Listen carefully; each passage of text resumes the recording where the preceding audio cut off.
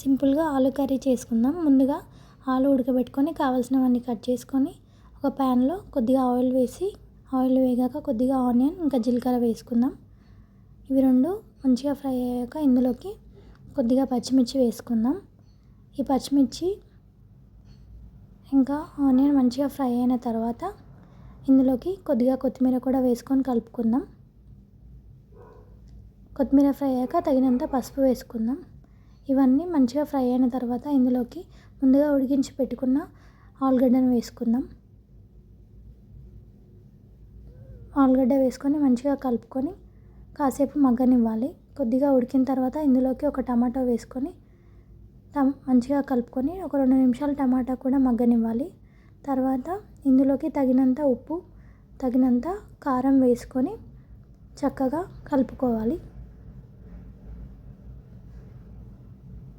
ఇందులోకి కొద్దిగా ధనియాల పొడి కూడా వేసుకుందాం. అన్నీ మంచిగా ఫ్రై అయ్యాక కొద్దిగా వాటర్ వేసుకొని ఉడికించుకుందాం. తర్వాత కొద్దిగా కొత్తిమీర వేసుకొని దింపేద్దాం. Like, share and subscribe.